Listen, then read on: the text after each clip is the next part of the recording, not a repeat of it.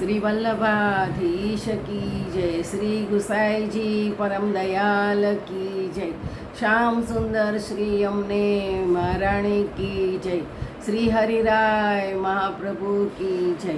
આપણે વલ્લભાખ્યાન વિશે રસપાન કરીએ છીએ. તેમાં છઠ્ઠું વલ્લભાખ્યાન ચાલે છે અને પાંચમી કડી આવી છે. વાસર નિર્વાહ એમ કરે સખી, સાયંકાળે પેખેજી, અલક મુખ ખુર રજ લાગીતે, રંગ કમલ ભ્રમર વિશેખેજી, ગોપ બાલક મંડળી મધ્ય, રંગને ઉપજાવેજી, મત ગજ ગતિ મલપતાતે, શ્રી ગોકુળમાં લોચન ભૃંગ પીએ ઘણું તે, પ્રગટ મુખ મકરંદજી, કમલ પત્ર શિયાખડી તે, જોઈ જોઈ ટાળ્યો દ્વંદ્વજી. સાંજના સમયે પ્રભુ ગૌચારણ કરીને શ્રી ગોકુળ પાછા પધારે છે. ત્યારે ગોપ બાળકોની મધ્યમાં અનેક નવીન ખેલ ખેલતા મદોન્મત્ત હાથીની જેમ મલપતા ચાલે છે. તે દ્વારા દર્શન કરનારના હૃદયમાં અનેક ભાવના તરંગો ઉપજાવે છે. પ્રભુના વાંકડિયા કેસ ગાયોની ખરીઓની રસથી છવાયેલા છે. તે કેસ નેત્ર કમળ ઉપર આવી રહ્યા છે. જાણે કમળ ઉપર ભ્રમરોની પંક્તિઓ ઉડતી હોય તેવી શોભાવાળું મુખારવિંદ મંદ મંદ સ્મિતથી શોભી રહ્યું છે. આવા દર્શન કરી વ્રજ ભક્તો તેમના દિવસના વિરહ દુઃખને દૂર કરે છે. ગોપાલદાસજી શ્રી વિઠ્ઠલેશ પ્રભુના મૂળ વ્રજલીલાના સ્વરૂપની અહીં ઓળખ આપવા વિનંતી કરે છે કે આપ વ્રજ વનિતાઓને જે સ્વરૂપે દર્શન કરાવ્યા હતા તે જ સ્વરૂપના દર્શન અત્યારે મને આપના સ્વરૂપમાં થયા છે. વનાંતર વિયોગ પછી ગોકુળમાં પાછા પધારતા પ્રભુના સુંદર મુખ કમળના દર્શન કરતા ગોપીઓ ભગવાનના સુધારસને પ્રાપ્ત કરવા અનેક પ્રકારના મનના તરંગો સાથે સંયોગ સુખની લહેરો માણવા એકી ટસે દર્શન કરતા હૃદયને તૃપ્ત કરે છે.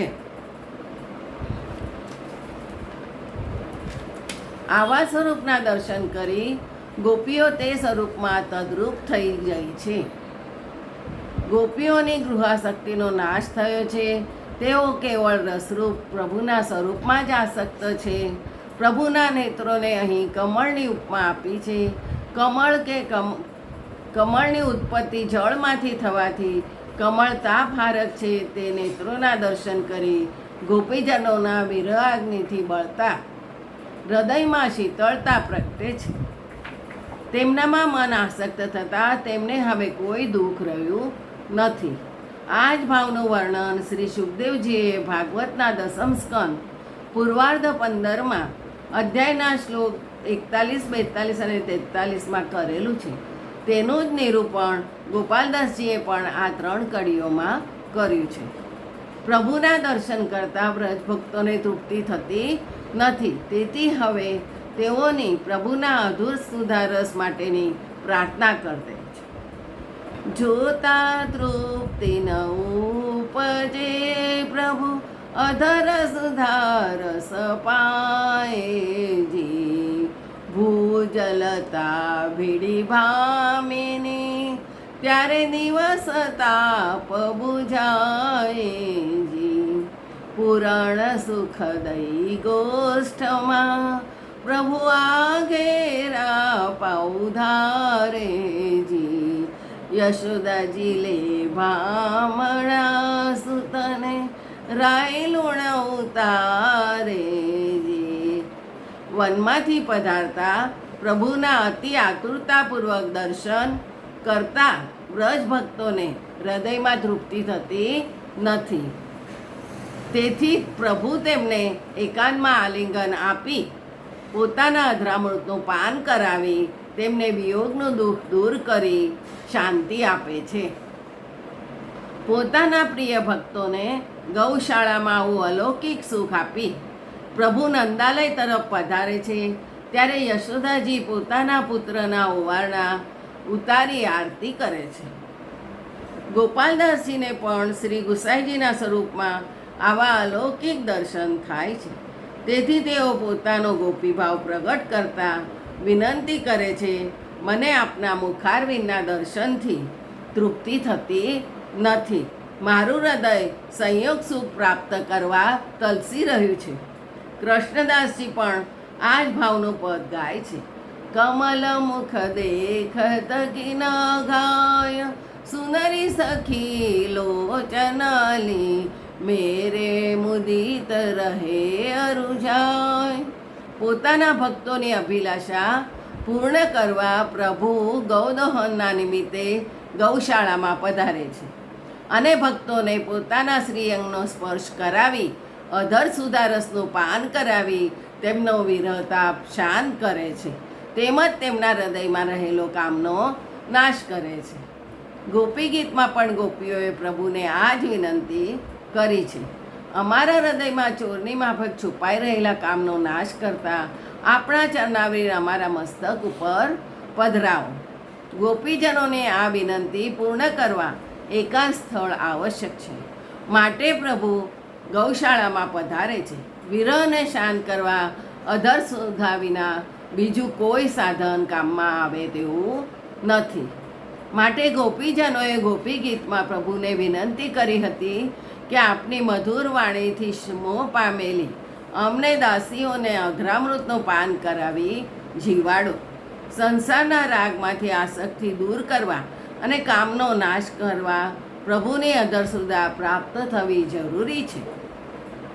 આમ ગોપીજનોની અભિલાષા પૂર્ણ કરવા પ્રભુ પોતાના ઘર ભણી પધારે છે. નંદાલયના દ્વાર પર યશોદાજી પ્રભુના પધારવાની રાહ જોઈને ઊભા છે. તેઓ પ્રભુને વાલથી ઓવારણા લે છે અને વાત્સલ્ય ભાવથી તેમની આરતી ઉતારે છે. પ્રભુના મુખારવિંદે ઝાંખી કરતા તેમને સંતોષ થતો નથી. તેઓ પોતાના પુત્રના મુખારવિંદ પરની ગોરજ પહોંચીને તેમનું દર્શન કરે છે. તેનું વર્ણન ગોપાલદાસજી હવે આગળની કડીમાં કરે છે.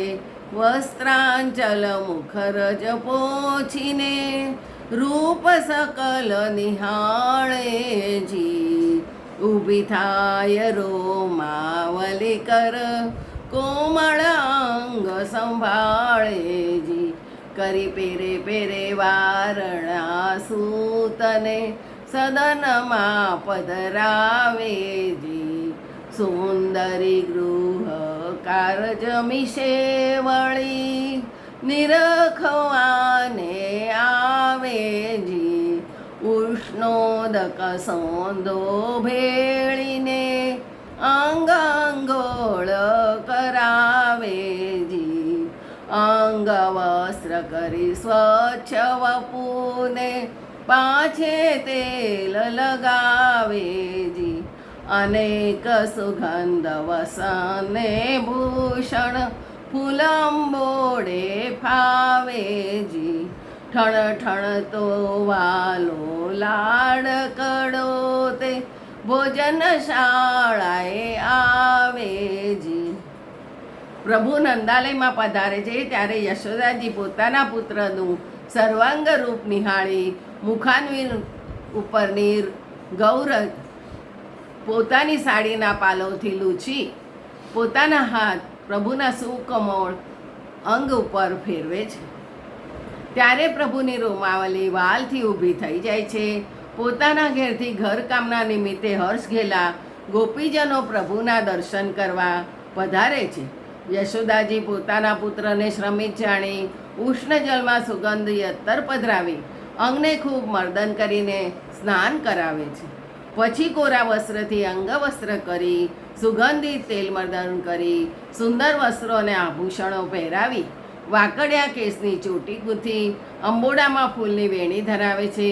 પ્રભુ ત્યાંથી નુપુરનો ઝંકાર કરતા ભોજન ગૃહમાં પધારે છે. આગળનું કાલે જય જય શ્રી ગોખલેશ.